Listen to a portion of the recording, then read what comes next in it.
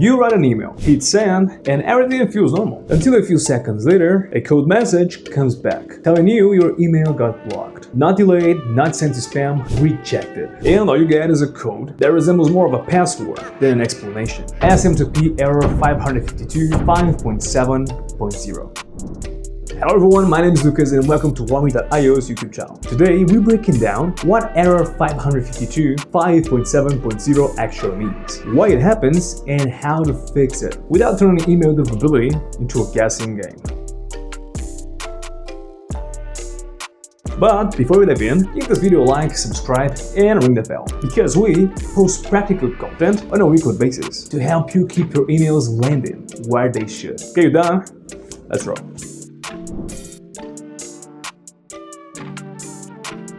SMTP error 552 5.7.0 is nothing more than a rejection from a receiving server. Now, in simple terms, the server took a look at your email and decided it could not accept it. This usually happens for security or policy reasons. Sometimes the message is too large. Sometimes there's an attachment that the server doesn't trust. Sometimes the content looks too risky, spam-like, or poorly formatted. And in many cases, the server just can't verify properly who you actually are as a sender. What makes this error so frustrating is that it doesn't point to just one mistake. It's rather a signal that something about your email or your settings setup doesn't meet the receiver's rules. And when that happens, the email doesn't get delayed or filtered, it gets stopped at the door. If this starts happening often, it can seriously disrupt communication, campaigns, and even basic workflows.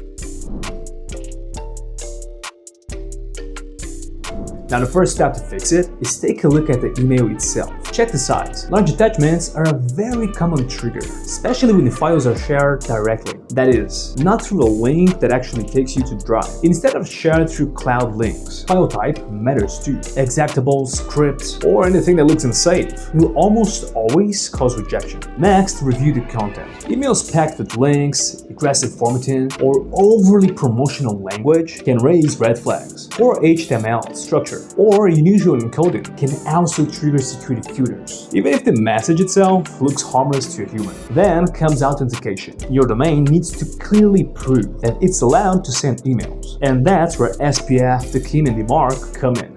These records tell receiving servers that your email is legitimate and hasn't been tampered with. When you're missing or misconfigured, servers have no reason to trust the message. And finally, reputation matters. If your sending IP or domain has a history of spam complaints, servers are far more likely to block messages outright. Now, fixing this error usually means tidying all those areas at the same time, not just changing one set and hoping for the best. This is where Warmy makes the biggest difference, especially for errors like SMTP 552 5.7.0. Now, since this error is often triggered by formatting issues, risky wording, or content that looks suspicious to receiving servers, Warmy's template checker becomes your first line of defense because it analyzes your emails as you write it and flags things that usually cause your email to be rejected upfront, like spam-heavy language, excessive links, poor structure, or messages that are simply too long. You can even use it as a browser extension. So while you're typing emails, you are checking the deliverability signals in real time, instead of guessing after the fact. On top of that, Warmy helps you validate the technical side without overcomplicating things. You can test deliverability before your campaigns even go out. Verify that SPF and DMARC are correctly set, and make sure your domain is behaving in a way servers trust. Combined with gradual warm-up, this keeps your emails aligned with server policies, instead of constantly pushing against them. Now, the result is simple. Fewer rejected messages, fewer surprises, and far less time spent troubleshooting issues that could have been avoided before hitting send.